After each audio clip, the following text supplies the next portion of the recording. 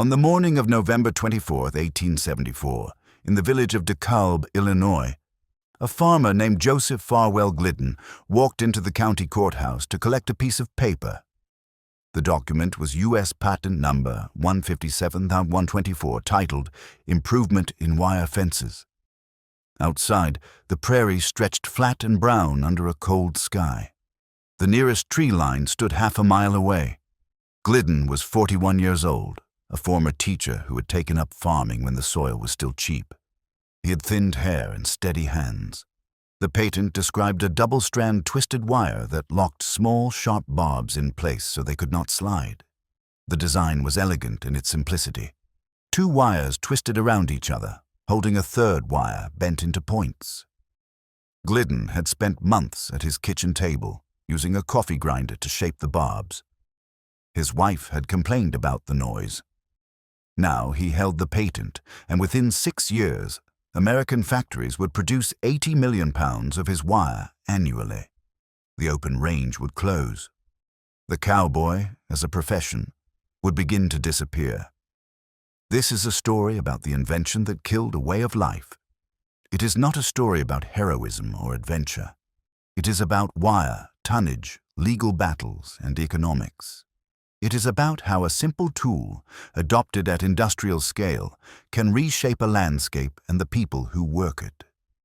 The American West between 1865 and 1890 was not the place we see in films. It was a contested space where property rights remained ambiguous, where water access determined survival, and where technological change arrived faster than law or custom could absorb it. Barbed wire resolved those ambiguities. It did so cheaply, rapidly, and with consequences no one fully anticipated.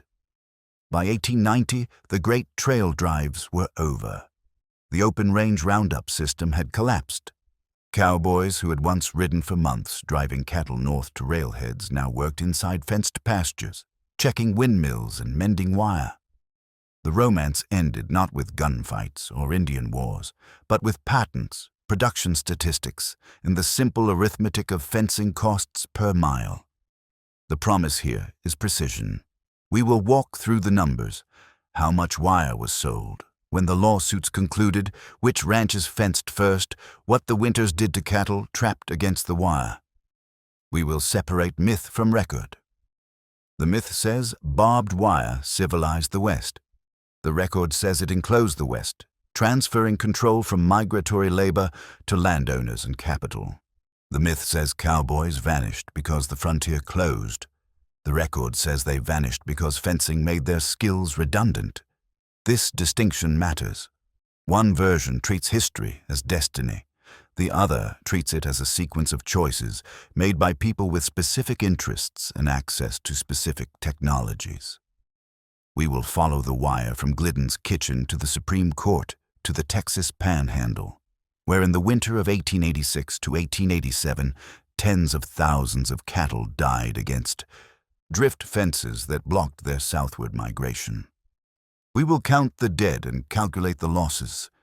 We will name the companies, track the lawsuits, and document the resistance, the fence-cutting wars of 1883 and 1884, when night riders sliced wire and burned posts across central Texas until the state legislature made fence-cutting a felony. This is not a nostalgic story. It is a story about infrastructure and power. The context begins with the landscape. The Great Plains are treeless. From the 100th meridian west, rainfall drops below 20 inches per year. Timber is scarce.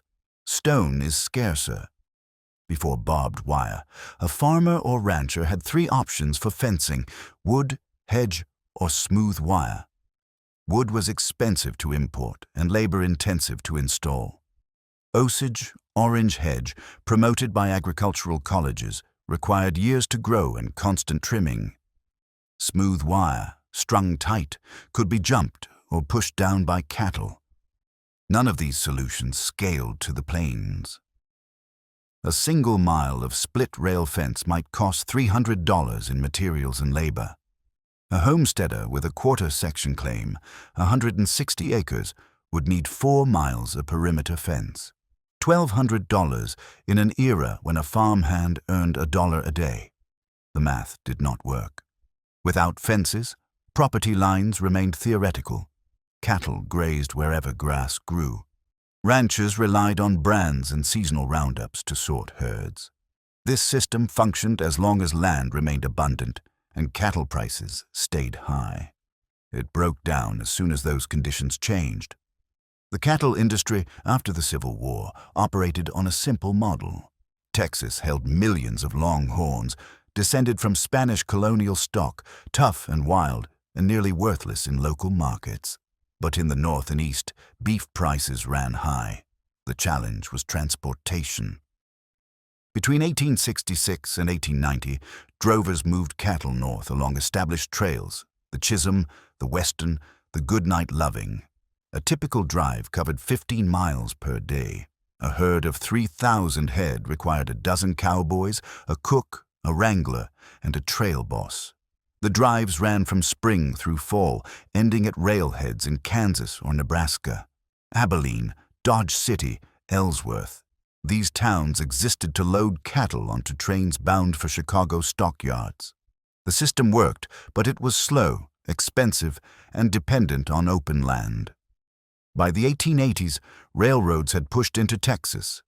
Packing plants opened in Fort Worth. The need to drive cattle 1,000 miles north diminished. At the same time, farmers claimed more land under the Homestead Act. Barbed wire gave those farmers a tool to defend their claims. It also gave large ranchers a tool to monopolize water and grass. Joseph Glidden did not invent barbed wire. He perfected it.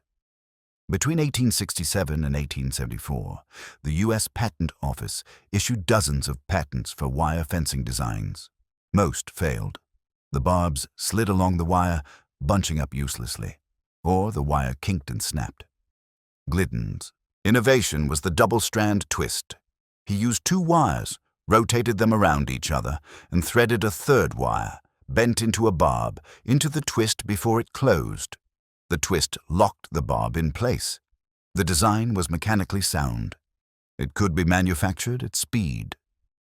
Glidden filed his patent application in October 1873 and received the patent 13 months later. On November 24, 1874, he called the design the winner. The nickname turned out to be accurate. Glidden was not a businessman. He was a farmer who had stumbled onto a good idea. His neighbor, Isaac L. Elwood, was a hardware dealer with capital and sales experience. The 2 men formed the Barb Fence Company in DeKalb in 1874. They began production in a small workshop, cranking out wire by hand. By 1875, they had mechanized the process and ramped up output. Glidden sold his manufacturing stake to Washburn and Moen Manufacturing Company, a Massachusetts wire producer, in 1876. He retained royalty rights on every pound of wire sold under his patent. Washburn and Moen had the capacity to produce wire at industrial scale. In 1874, total U.S. sales of barbed wire came to 10,000 pounds. In 1880, sales hit 80.5 million pounds. In 1881, they reached 120 million pounds. The growth curve was nearly vertical. Prices dropped as production rose. By 1880, a farmer could fence a mile for under $30. The economics of enclosure had shifted. Suddenly, fencing the plains was not only possible, but profitable. Glidden's success provoked competition. Jacob Heisch, another DeKalb resident, claimed he had invented a similar barbed wire design before Glidden. Heisch's patent, issued in 1874, used a single strand with barbs clamped on. He argued that Glidden's patent was invalid. Washburn and Moen sued Heisch for infringement. Heisch countersued. The litigation dragged through state and federal courts for nearly 2 decades. Other inventors joined the fray. At one point, more than 400 barbed wire patents were on file. The legal mess became known as the barbed wire patent case. It reached the U.S. Supreme Court in 1892. The court ruled in favor of Glidden. His patent was upheld as the original and superior design. Heisch lost. Washburn and Moen consolidated their dominance. The ruling clarified the market. By the mid-1890s, most barbed wire sold in America came from factories licensed under Glidden's patent. The consolidation accelerated adoption. When a farmer in Kansas or a rancher in Texas wanted wire, there was one name that mattered: Glidden. Adoption, however, required demonstration. Many ranchers in the 1870s were skeptical. They doubted wire could hold cattle. Longhorns, in particular, were known for their stubbornness and strength. A cow that wanted to cross a fence would test it. Glidden's backers needed proof. They needed to show that barbed wire worked on the open range, at scale, under real conditions. The demonstration came in Texas. In 1881, a syndicate connected to Glidden's business interests began fencing a large ranch near Amarillo in the Texas Panhandle. The ranch was called the Frying Pan. It covered more than 250,000 acres. The syndicate strung thousands of miles of Glidden's wire across the property. They built corrals, cross fences, and perimeter lines. The Frying Pan became a showcase. Ranchers from across Texas traveled to see it. The message was clear. Barbed wire could enclose and manage vast tracts of grassland cheaply and quickly. The demonstration worked. Orders poured in. The consequences unfolded in stages. First came the fencing boom. Between 1880 and 1885, millions of acres across Texas, Kansas, Nebraska, and the territories were enclosed. Large ranchers moved first. They had the capital to buy wire in bulk. They fenced not just their own land, but also public domain, claiming de facto control over grass and water they did not legally own. Small ranchers and homesteaders found themselves cut off. A man with a quarter-section claim might wake up one morning to discover that a wire fence now blocked his access to the nearest creek. The law was unclear. Public land belonged to everyone in theory. In practice, the man with the fence controlled it. Resentment built. By 1883, the situation in central Texas had turned violent. The fence-cutting wars began that summer. Night riders, small ranchers, and landless cowboys organized into loose bands. They rode out after dark with wire cutters and saws. They sliced through miles of fence, toppled posts, and burned the timber. The targets were usually large outfits or foreign-owned syndicates. The cutters saw themselves as defending the commons. The fence owners saw them as criminals. The conflict spread. In some counties, more than half the fences were cut. Ranchers hired armed guards.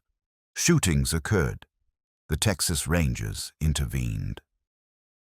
Governor John Ireland called a special legislative session in January 1884. The session produced two laws. The first made fence cutting a felony, punishable by up to 5 years in prison.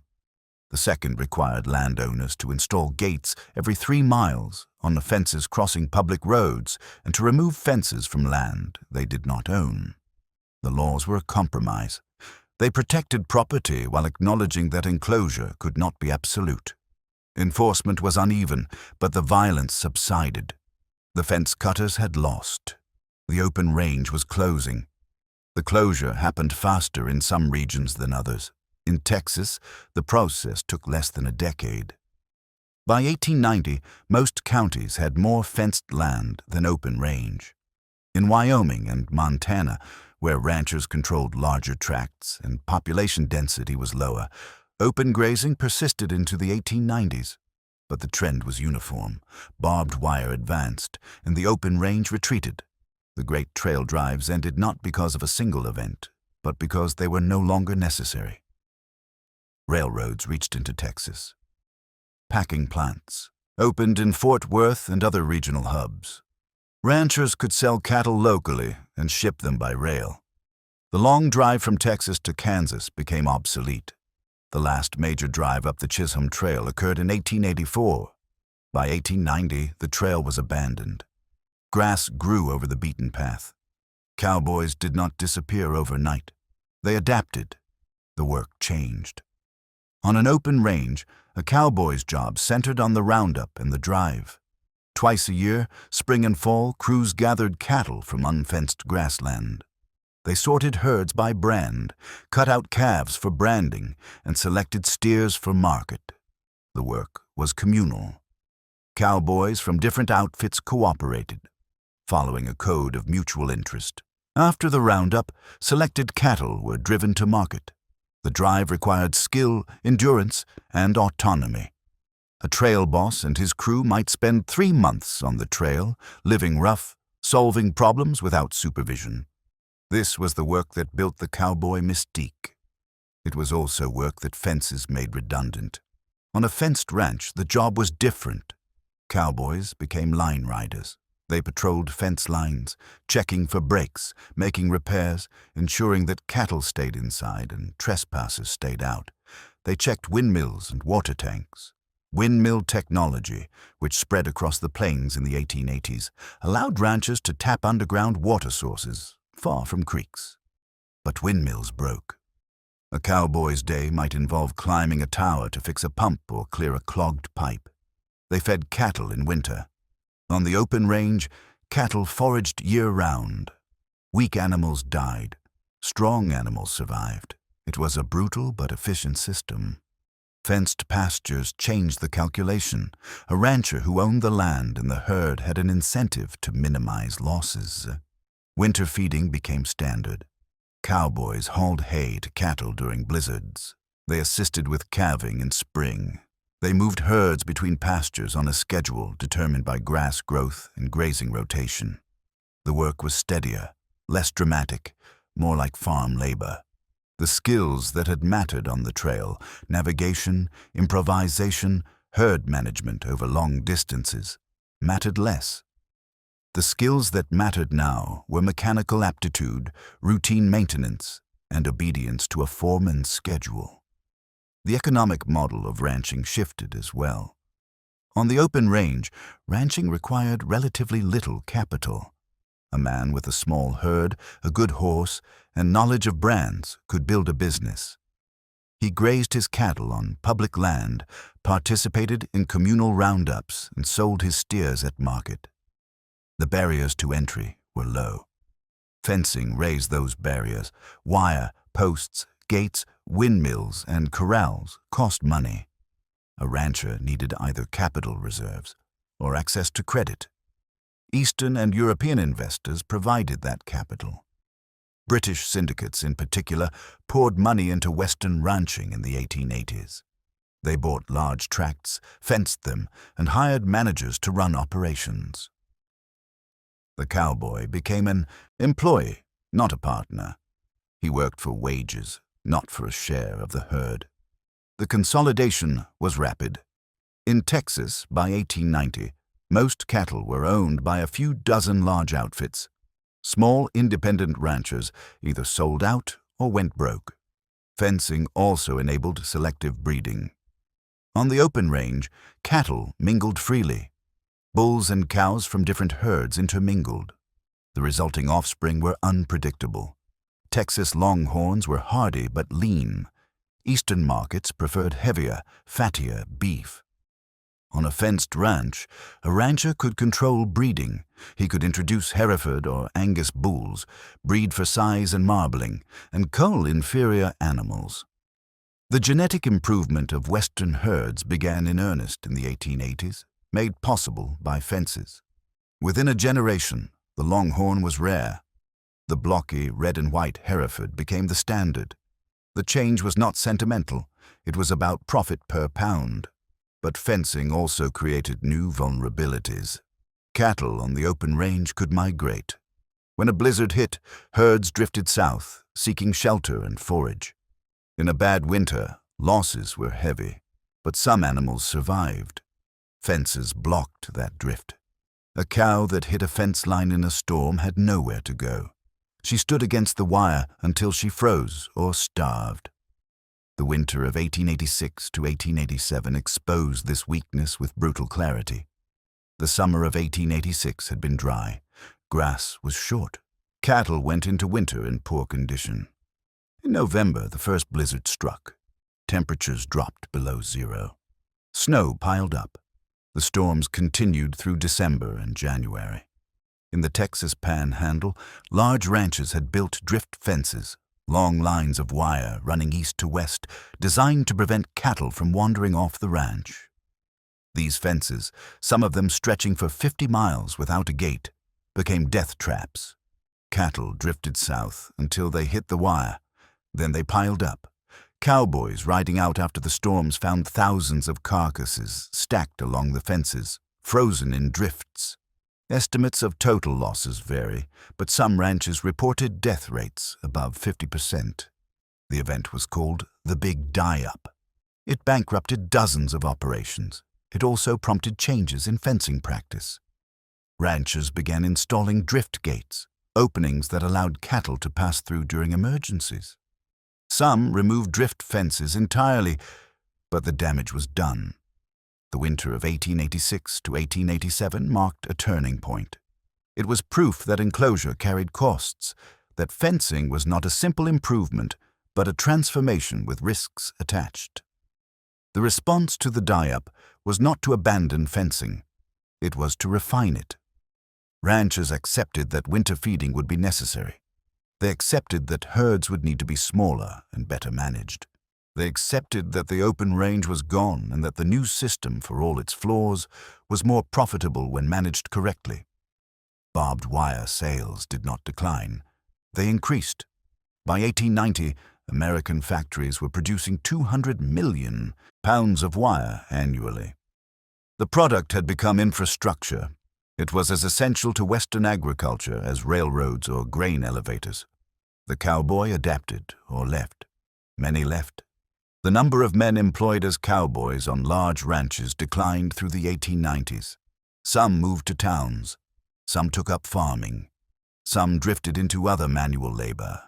A few found work in Wild West shows, performing for Eastern audiences the role they once lived. Buffalo Bill's Wild West, which began touring in 1883, featured ropers, riders, and sharpshooters who dramatized a version of range life that was already obsolete. The legal and political aftermath of fencing took years to resolve. The question of who owned what land remained contentious. Large ranchers had fenced public domain. Homesteaders had staked claims inside those fences. The federal government, which nominally owned the public land, lacked the resources to enforce its nominal control. In 1885, President Grover Cleveland ordered the removal of illegal fences from public land. The order was largely ignored. In some cases, federal marshals cut fences. In other cases, ranchers simply rebuilt them. The dispute persisted into the 1890s. Gradually, legal clarity emerged. The Homestead Act was amended to allow larger claims in arid regions. Ranchers purchased land outright or leased it from the states. The system shifted from de facto possession, backed by fencing, to legal title, also backed by fencing. The result was the same. The range was enclosed, but the legal basis for that enclosure became more secure. The transformation was not unique to the United States. Similar processes unfolded in Australia, Argentina, and South Africa. In each case, barbed wire allowed European settlers to enclose grasslands previously used by indigenous peoples or managed as commons. In each case, the technology enabled the displacement of mobile pastoralists and the consolidation of land ownership. Barbed wire was not neutral. It was a tool that favored those who could afford to buy it in bulk and who had legal claims to the land they enclosed. It disadvantaged those who relied on mobility and communal access. The pattern was global. The American West was one instance of a broader process. The question that remains is whether the transformation was inevitable. Could the open range have persisted? The answer is almost certainly no. Population growth, railroad expansion, agricultural settlement, and capital investment in ranching all pointed toward enclosure. Barbed wire accelerated the process. It made enclosure cheap and fast. But even without Glidden's patent, some form of fencing would have emerged. The economic pressures were too strong. What barbed wire did was compress the timeline. The open range ended in a decade instead of 3. The cowboy became obsolete in a generation instead of 2. The compression mattered. It left no time for adjustment. Cowboys who had learned their trade in the 1870s found their skills worthless by the 1890s. Ranching communities that had developed around roundup culture had to reorganize around fenced pastures and year-round labor. The transition was abrupt, and the social costs were real. There is a temptation to romanticize what was lost. The cowboy, in popular memory, represents freedom, self-reliance, and mastery of a harsh environment. The open range represents a space where men could move without constraint. This memory is not entirely false, but it is incomplete. The open range was also a space of economic precarity, where a bad winter or a market downturn could wipe out a man's livelihood. It was a space where labor was brutal and injuries common.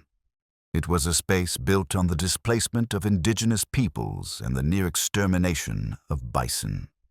The cowboy's freedom was predicated on violence and expropriation. The romance obscures these facts. It also obscures the ways in which the fenced range, for all its limitations, offered some cowboys more stable employment and predictable income. The transformation was not a simple loss. It was a reordering of power and opportunity. The immediate consequences of barbed wire adoption were economic. Ranchers who fenced first gained control over land and water. They could exclude competitors and charge grazing fees. Homesteaders who fenced their claims could protect crops from wandering cattle and secure mortgages using their land as collateral. Land values rose.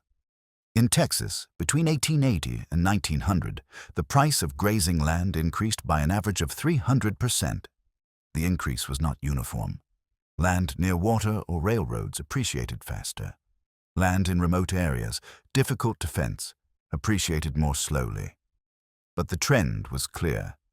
Enclosure created scarcity, and scarcity drove prices up. The winners were those who held title. The losers were those who depended on access without ownership. The long-term consequences were structural. Fencing consolidated ownership. By 1900, most Western ranches were owned by corporations or wealthy individuals. The family ranch, operated by a single household, persisted but was no longer dominant. Employment shifted from seasonal, mobile labor to year-round, resident labor. The cowboy town, which had thrived on the trail drive economy, declined. Abilene, Dodge City, and Ellsworth shrank or reinvented themselves. Some became agricultural trading centers. Others turned to tourism, marketing their former wildness to Eastern visitors. The Wild West became a performance, a commodity for consumption. The reality was fenced pastures, windmills, and ranch hands earning $30 a month. Conservation efforts began in response to overgrazing made visible by fencing. On the open range, overgrazing was diffuse. Cattle spread across vast areas, and degradation was hard to quantify. On fenced ranches, the limits of the land became obvious. A pasture could support only so many cattle. Overstocking led to soil erosion and grass die-off. By the early 1900s, agricultural scientists and government agencies were promoting rotational grazing, pasture rest, and grass reseeding. These practices required fences. They also required data, experimentation, and long-term thinking. Barbed wire, by fixing cattle in place, made range management a science. The science emerged too late to prevent significant damage, but it did provide tools for recovery. By the 1920s, some degraded ranges were showing signs of improvement. The improvement was slow and uneven, but it was real. The cultural legacy of barbed wire is harder to measure. The cowboy did not disappear. He became a symbol. The dime novels and Wild West shows of the 1880s gave way to Hollywood westerns of the 1920s and beyond. The cowboy on screen was a loner, a man on horseback riding open country. The fences were absent or incidental. The films did not show line riders mending wire or checking windmills. They showed gunfights and cattle stampedes and saloon brawls. The audience wanted drama, not accuracy. The symbol diverged from the reality so completely that by the mid-20th century, most Americans had no idea what cowboys actually did or when they had stopped doing it. The myth filled the space where memory failed. Barbed wire, the tool that ended the open range, was forgotten. It became part of the background, a mundane fact of rural life, unremarkable and unnoticed. Historians have debated the significance of barbed wire for decades. Some argue it was the most important invention of the 19th century West. Others argue it was merely one factor among many. The evidence supports a middle position. Barbed wire was a necessary condition for the enclosure of the plains, but not a sufficient one. Railroads, irrigation, capital investment, and government land policy all mattered. Without barbed wire, enclosure would have been slower and more expensive. With barbed wire, it was fast and cheap. The speed mattered. It compressed social and economic change into a narrow window, leaving little room for resistance or adaptation. In that sense, barbed wire was decisive. It did not cause the end of the open range. It made that end rapid and irreversible. The evidence limits are also worth noting. Much of what we know about the cowboy era comes from memoirs written decades after the fact. These memoirs are colored by nostalgia and selective memory. Contemporary sources, ranch ledgers, court records, newspaper accounts are more reliable but incomplete. Many cowboys were illiterate. They left no written record. Their perspective survives, if at all, in oral histories collected long after the events. The gaps are significant. We know how many pounds of barbed wire were sold. We know when patents were issued and when fences went up. We know less about how individual cowboys experienced the transition. We know even less about how Native Americans, Mexican laborers, and African American cowboys, who were numerous but marginalized, navigated the changes. The story we can tell is partial. It is the story visible in the archives, and archives reflect the priorities of those who kept them. What we can say with confidence is this. In 1874, a farmer in Illinois received a patent for twisted wire with locked barbs. Within 15 years, that wire enclosed millions of acres. The open range ended. The cowboy, as a mobile, semi-independent laborer, became rare. The cattle industry reorganized around capital, ownership, and fixed boundaries. The transformation was rapid, profitable for some, devastating for others, and irreversible. It was not predetermined. It resulted from specific choices made by specific people in response to specific economic pressures. Those choices were enabled by technology that was simple, cheap, and scalable. Barbed wire was not magic. It was manufacturing capacity and patent law and 4 cents per pound. It was also a revolution in land use. The two are not contradictory. Revolutions are often made of mundane materials. On a morning in March 1895, a cowboy named Sam Houston rode out from a ranch near Amarillo to check a fence line. The ranch had been fenced for more than a decade. Sam was 28 years old. He had grown up in the Panhandle and had worked cattle since he was 12. He remembered when the land was open. He remembered roundups that stretched across 3 counties, crews of 50 men, herds of 10,000 cattle. Now he rode alone, looking for breaks in the wire. The fence ran straight for miles, posts every 12 feet, 3 strands of wire stapled tight. It was boring work. It was also necessary. A broken fence meant lost cattle, lost time, lost money. Sam carried pliers, staples, and a coil of spare wire in his saddlebag. When he found a break, he fixed it. He did this 6 days a week, 50 weeks a year. He earned $30 a month and meals. He lived in a bunkhouse with 5 other men. He had no prospects for ownership. The ranch belonged to a syndicate in England. Sam had never met the owners. He reported to a foreman who reported to a manager who sent quarterly summaries to London. Sam understood that the work he did now bore little resemblance to the work his father had done 20 years earlier. He did not complain. Complaining changed nothing. The wire was there. It had to be maintained. That was the job. He finished his ride, mended 3 breaks, and returned to the bunkhouse as the sun set. The next day, he would do it again.